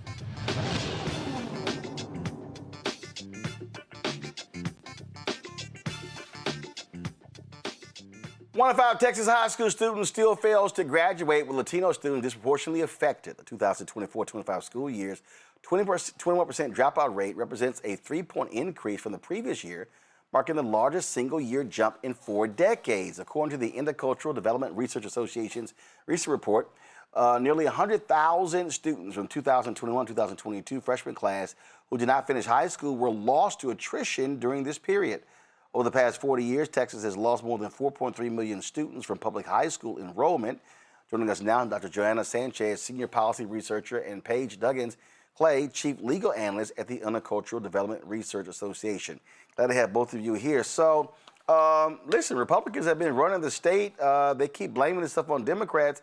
As Greg Abbott, the governor, and Dan Patrick, lieutenant governor, have they accepted responsibility? What the hell's going on? Hey, Roland, good evening. Thanks for the question. And we're so happy and honored to join the conversation. I'll kick us off by saying IDRA is a nonprofit, nonpartisan civil rights organization dedicated to equal educational opportunity. So we certainly can't comment at this time about the sort of political dynamics going on in Texas, but we do know that the policymakers in charge of the Texas legislature and our local schools have a lot of power and a lot of authority to help address issues of attrition in schools. Yeah, but the reason I asked the question, because the reality is last year they forced through this massive vouchers bill that completely upended how the funding in Texas. Most of the people who were applying for that already had kids who were in private school. And so I don't think for a second, and this was the pet project of Greg Abbott and Dan Patrick, I don't think this is going to do anything for this dropout rate in Texas. Well, it certainly will incentivize, and by design is, intended to incentivize students dropping out of public schools and going to private schools at taxpayer expenses. And simultaneously, that enrollment mechanism is defunding our public schools and therefore taking away critical resources that our schools need to serve all students and to keep them in school, to serve them with high quality curriculum, instruction, excellent educators, the hot meals that help kids stay connected and feel healthy and safe, the transportation that gets kids from their neighborhoods to their schools, right? All the things that families and that schools need to get them there. The voucher certainly undermines that. So they dropped out. Where do they go? That's a great question. That's something that we would love to know. The way it works is that with TEA, educators are able to mark, there's lever codes that they have to document why a student left. And yet one of the codes that is used most frequently is the unknown code. And so we are advocating for having those more transparency when it comes to how the students that leave these schools are tracked and document why they're leaving, because as of right now, that biggest category that we see documented by TEA is the unknown category. So without more knowledge or in-depth information on that, it's really unclear. They're lost, and we feel it's important to highlight the fact that that information doesn't exist, and we need more of it. Questions from the panel. We'll start with you, Andrew. Yes, so I know that the most of what the teachers will mark are unknown, but are there any kind of mechanisms in place or something that the teachers should be doing to follow up when a student is chronically absent to find out why they are no longer coming to school? Yeah, absolutely. It's a fantastic question. And we have in Texas made a little bit of progress on this front. And so what I mean by that is for many decades, Texas was actually one of only a couple of states in the nation that actually criminalized truancy for young people. That meant that young people who were absent for a particular period of time actually could be ticketed and receive criminal fines and other sorts of really harmful juvenile justice implications for not coming to school, which is really, again, disincentivizes the whole point and is, proven that it's ineffective. Now we've moved away from that really harmful framework, and schools are, as of recent legislation passed in both 2023 and 2025, required to engage in what's called truancy prevention measures. And those measures are about trying to get at the root causes of why young people are not coming to school. Look, the lever codes are critically necessary so we can have accurate data and we can figure out how we should be targeting resources and interventions to keep kids and get kids in school. But we do know what the research says at a very high level, which is students who are chronically absent are often students with disabilities. They're often students with limited economic means, right? They're pregnant and parenting students. They're students who are going to work to support their family, especially in this economy. And so even though we need and continue to demand clear data, we do know what many of those root causes are, and we can take some steps to address them. Avis? Yeah, you mentioned some of the root causes. I definitely can see how that's the case. However, I'm also concerned that you're in Texas. And I'm wondering, to what degree will you be getting support for the wraparound services that would be needed for those families to be more secure, such that those students might be more likely to come to school? Do you see this as a broader policy advocacy issue that needs to be attacked on several fronts in order to get this issue specifically, helped ameliorate it in the future? Because you have all of these other intervening factors that need to be addressed, but apparently are not invested in at the level that they should be at the moment. Absolutely. And I want to also make sure that my brilliant colleague Joanna can talk a little bit more about some of the very specific factors and some of the demographic trends that we saw in this attrition study that has been a long trend for several decades in Texas. So I'll tee her up for that and just totally acknowledge that, look, there's a lot of challenges for young people in Texas, whether they're economic, healthcare, and certainly education related. And again, certainly in this moment of economic struggle for so many families and what's impacting our schools, right? And so we are very hopeful that the concept of the mandate, right, for every child to have access to an equal education, which is guaranteed by our Texas Constitution, the law, which says every child in Texas must go to school, that's not political. And so we are hopeful that with sort of the broad coalition of folks that we collaborate with very closely across the state, that we'll be able to come and continue to advocate for those wraparound services and supports. And that after we've gotten some of these, quote unquote, red meat issues that have really been dividing Texans and dividing Texas political leadership, that we can get to business and get some real work done that will actually benefit Texas children and families. Robert? And so I think it's very important, often the communication aspect so much of this, because I can see it now, the way that the people on the other side will frame this. That when we're talking about truancy, it's very easy for a large swath of Americans to simply say, well, if we see them, we're going to lock them up and throw away the key, and we'll lock up their parents as well if they're not at school. How can we make sure that we are messaging things in such a way that the average voter, the average parent can understand exactly how these programs will work and will be able to politically put people in office who will be able to lend the type of political support to expand these programs? Absolutely. And I also want to bring in Joanna here to maybe talk about some of those demographic trends, because I think what is key here from a communication standpoint is, sort of leading into race class narrative, right? Truancy, chronic absenteeism, and, sort of school holding power is an issue that affects students across racial, across generational, across political divides. The challenges that, cause students to not be able to come to school are as diverse as the millions of kids in Texas schools.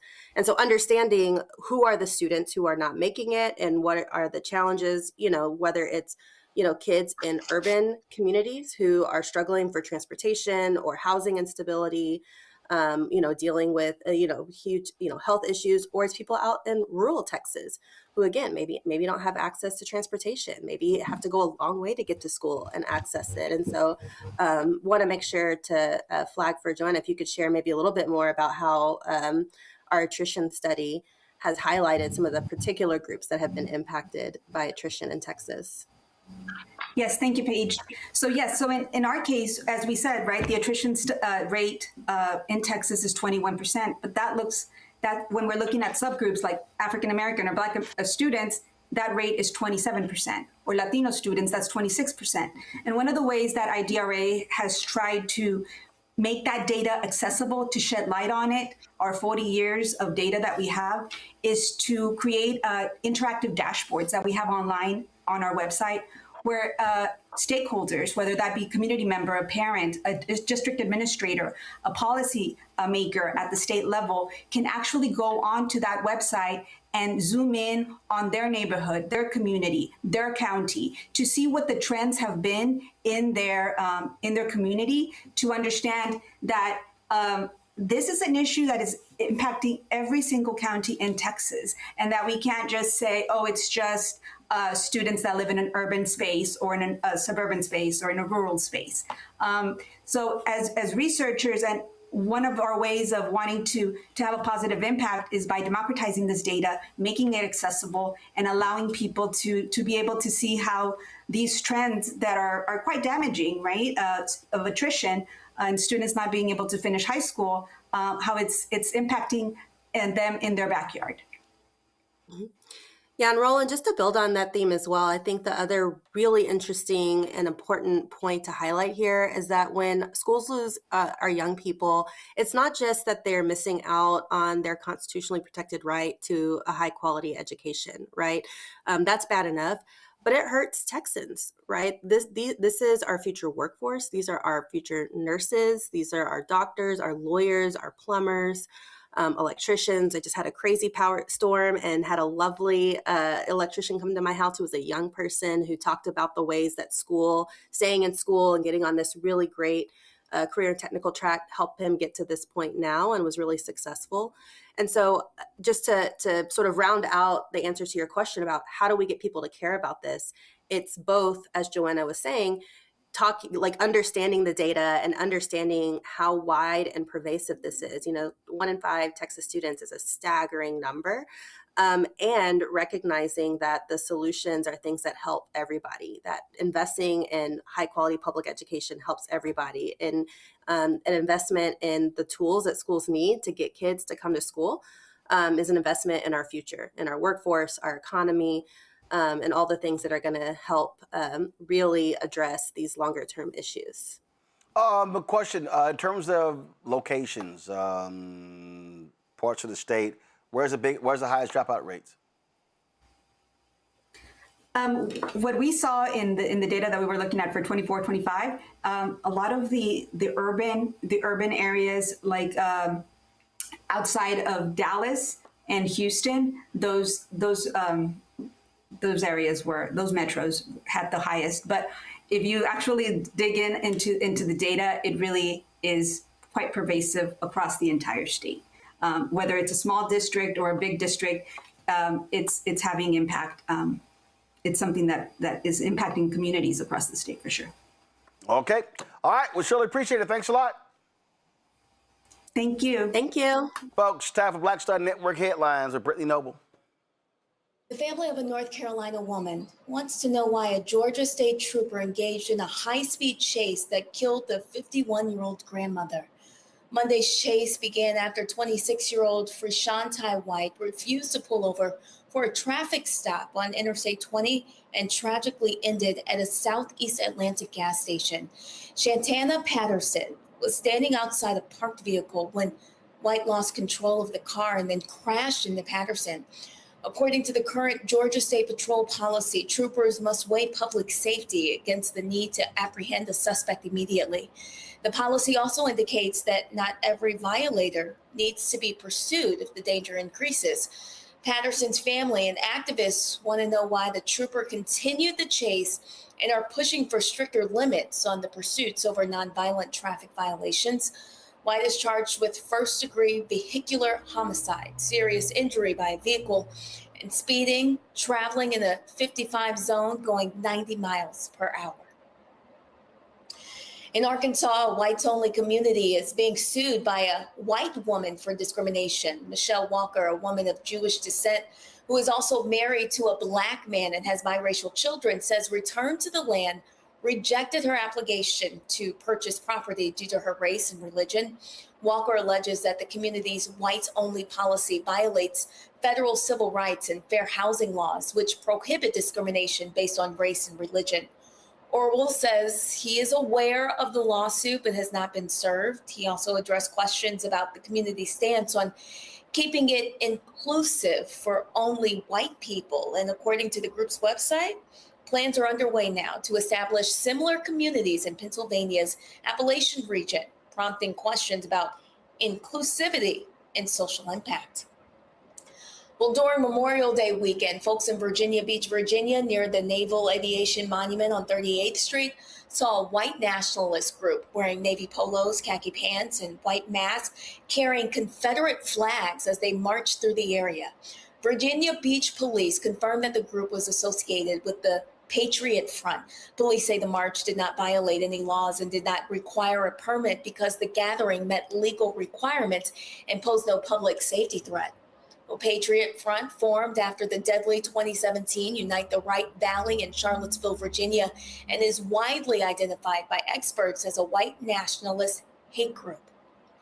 And Knox County, Tennessee School District is reversing its ban on Alex Haley's book, Roots, The Saga of American Family. Well, this decision comes after weeks of community backlash, pressure from board members, and statewide criticism over the decision to pull the Pulitzer Prize-winning book from the library shelves. In a memo dated May 26, Knox County School Superintendent John Reiswick said that the district will return to the 1976 novel version effective immediately. According to a spokesperson for the school district, the book was removed based on one paragraph in Chapter 84 and was in no way a commentary on the historical, cultural, or literary value of the novel.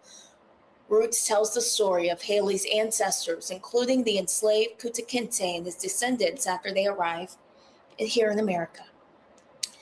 A historic Black church in Virginia is stepping in to help the University of Missouri's Legion of Black Collegians, the university's Black Student Council, after funding cuts for several identity-based student organizations.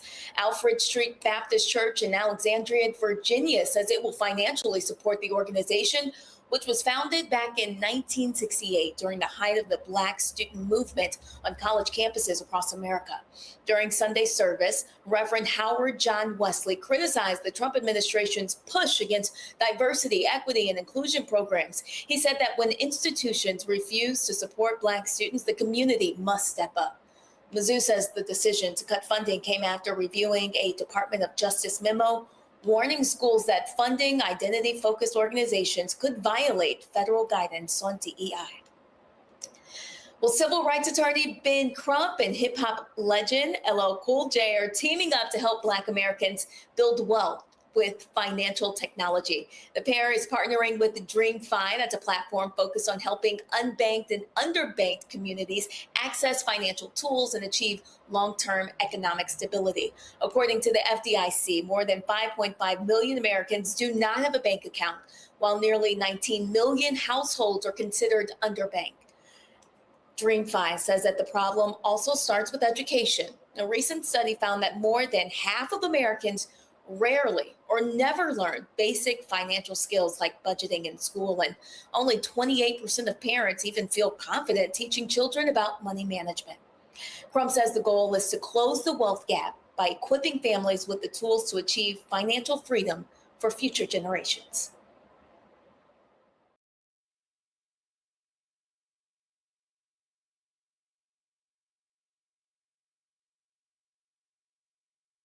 Brittany, thanks for that. Watch the Breakdown Brittany Noble every day, noon Eastern on the Black Star Network. The Breakdown Brittany Noble every day, noon Eastern on the Black Star Network.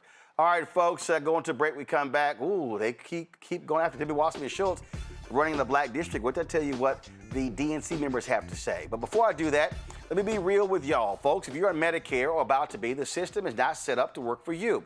Too much fine print, too many plans, and too many people making money off of your confusion. And look, we're used to this. We're no stranger to systems that don't have our best interests at heart, but we don't have to accept it when it comes to Medicare. That's why I'm telling you about Chapter. Their advisors are independent and honest. In fact, they're the only Medicare advisors that compare every plan nationwide. They're focused on one thing, what actually works for you.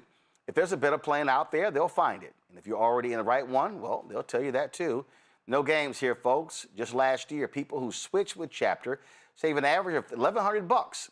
Look, all it takes is 20 minutes with a real person. It's completely free. So do me a favor, call Chapter at 724.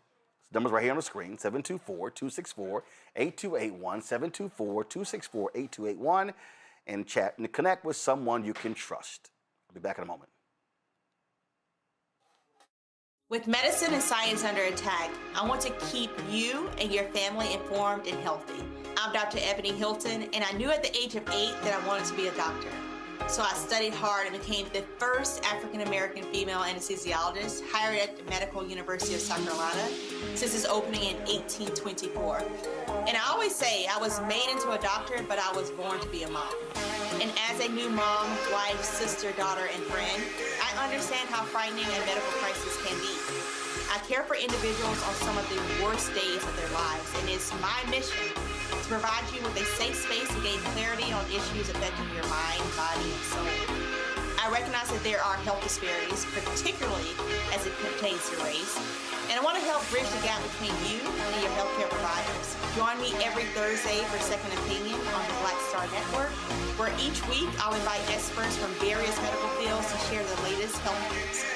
We'll discuss topics such as the vaccine debate, mental and sexual health, medical bias, infertility, menopause, andropause, nutrition, and aging. Together with my medical colleagues, we aim to provide you with a second opinion. Don't miss it, Thursdays only on the Black Star Network. A decade of love, joy, and power. Black Voters Matter is 10 years old, and we are just getting started. This is love with a purpose. This is Black joy in motion. This is unstoppable power. Across campuses, neighborhoods, and back roads. Let's go! We show up, not just to vote, but to be seen, to be heard, to belong. We ride together, we organize together. We remind each other that our voices matter, because they always have. Black Voters Matter is about more than ballots. It's about housing and healthcare, clean water and living wages, education, reproductive freedom, and dignity. It's about turning pain into action, turning belief into movement, turning community into power. We don't wait to be invited. We bring the energy. We bring the love. We bring the people. Because when Black communities come together, we don't just survive, we thrive. This is how change happens. This is how history moves. We organize, we build, we win. What's up? It's Talib Kweli. I'm CEO. This is the Black Star Network.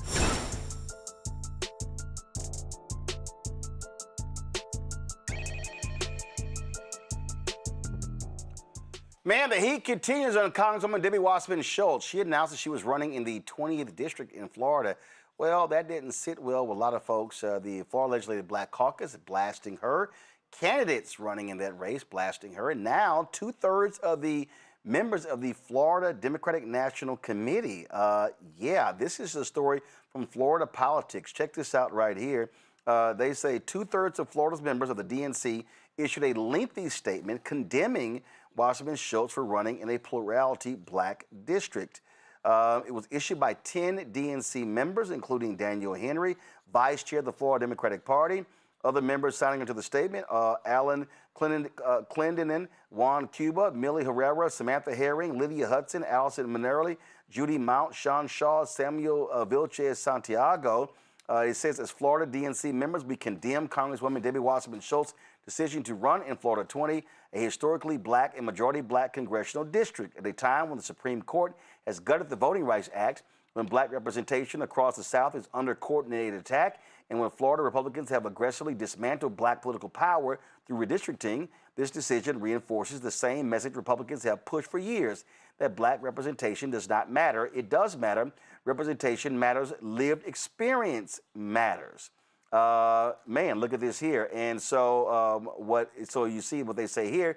In an extensive interview with Florida Politics, Wasserman Schultz says she was upset at the attack on a traditionally black district, but also felt it was important to run there to preserve Broward County's clout and power in Congress. Under the new line, CD20 is no longer a majority black seat, but remains 42.8% black. The statement reads, our party cannot credibly denounce the dismantling of black political power by Republicans while treating one of Florida's few remaining majority black districts as a political opportunity for an incumbent seeking a safer seat. We cannot claim to defend voting rights, racial justice, and representation while undermining black political power when it becomes politically convenient. Ouch, Robert. Well, this is the exact thing that people have been complaining about when it comes to the party, that they refuse to allow new voices to come in. They refuse to allow new people to stand up. They refuse to get out of the way when everyone tells them it's time to get out of the way. Let's not forget what happened in 2024. Everyone said in 2020 that Joe Biden should not run for a second term. If they had simply had an orderly transition from the beginning, preparing, and then try to roll it out in 3 months, we could have had a completely different outcome in that election. But we have people in power who enjoy staying in power for the sake of staying in power. And all that mouth service about believing in the need for African Americans to have representation, that falls to the wayside when it comes to this question of who's going to have the ability to control American politics to get the benefits thereof. This is one of those eye-opening moments when you get to see how the sausage is actually made and what people's actual priorities are. Well, guess what's going on here? What we're seeing here, Avis, Debbie Wasserman Schultz, she's dropped a poll showing that she's doing extremely well. 52% of the people in the district want her, and the poll is also showing she does well among African Americans. Yeah, I wonder who our pollster is. I will say this. I will, because I have a little bit of a background in methodology. I just would like I'd like to know more about the methodology. I will say this.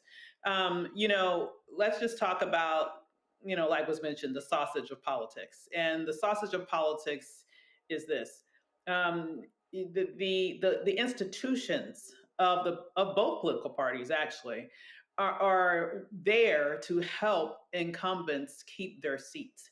The DSCC, all of that stuff, the DCCC, and the Republican counterparts, those institutions are there to raise money and help incumbents win. And even though what she's trying to do is to sort of take her place in this new district, which would, given the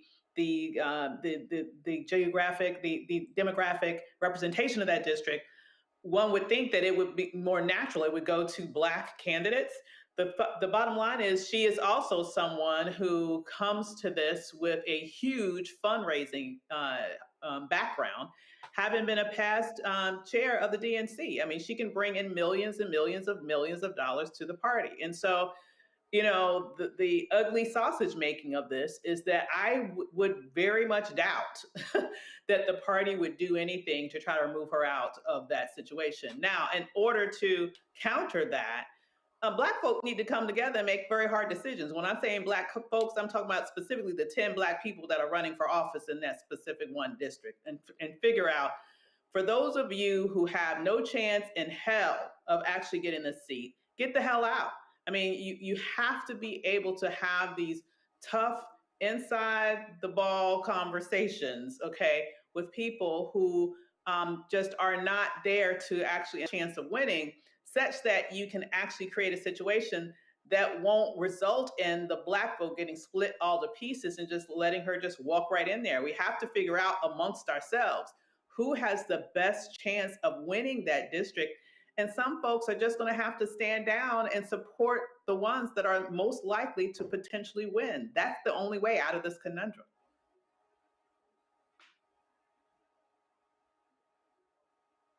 Particular point there, Rudolph Moise dropped out of the race. He endorsed Dale Holness and Luther Campbell over Debbie Wasserman Schultz. And so when you look at this particular story here, it lays it out here, different folks who are running. One of the folks who's also running is former Congresswoman Sheila Sherfless McCormick, who resigned from Congress April 21st. Now, she was found guilty of 25 House ethics violations. She's facing a federal indictment, but she's still running. So, not sure what's going on there. And you've got other candidates running as well. But Andrew, to the point that Avis just made, with all of that, with Wasserman Schultz and her fundraising prowess, why not go after one of those districts that Republicans are in? That becomes, frankly, that becomes a Democratic pickup. So she has high name recognition, well known in the state, can lay out what she's done.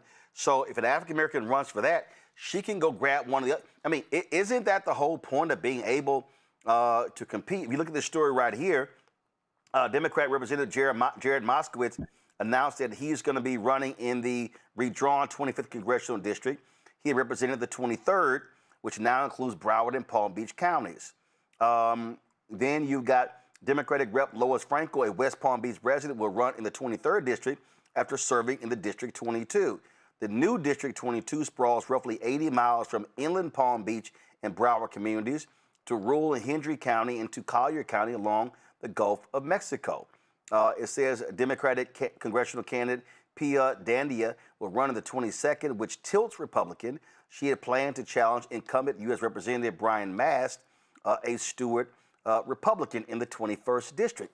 Well, again, that's one of those things there that Debbie Wasserman Schultz says that she wants Broward to represent it. Well, if the 21st is still, excuse me, if the 22nd is, the 22nd, 21st is still representing Broward County, I mean, you do that. I mean, so that's really what others are saying. You want more Democrats running to try to take one of these seats from one of these Republicans, as opposed to running in a safe seat.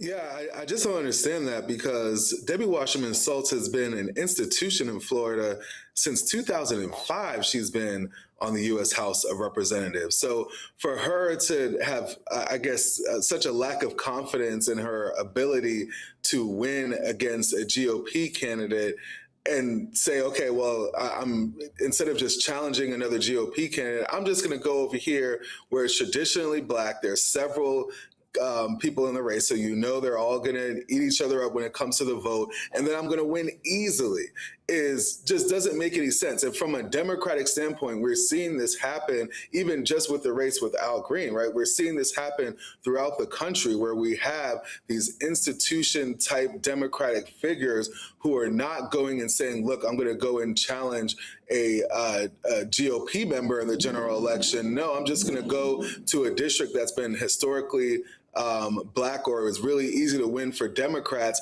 and I'm just going to be safe. That doesn't make any sense to me. And I think that everyone in the 20th district in Florida should pay attention to the fact that she's doing this only because it's easy, and also because she believes that the Black vote is going to be split. So right now, Uncle Luke looks like the best candidate in that district, which I think Debbie Wasserman Schultz knows exactly what she's doing and saying, I'm going to attack this district that does not have strong candidates because I know that I can win this election and the general election in November. Also, keep in mind, Congresswoman Frederica Wilson is going to be, somebody expect her to announce soon that she is not going to be seeking re-election. That candidate I just told you, Rudolph Moise, he's jumped in that congressional race in the 24th because many expect that she is going to announce she's not running. She's 83 years old. She's missed the last 57 votes in Congress, suffering from an eye issue, and many expect State Senator Chevron Jones, who announced he's not going to run for his state seat,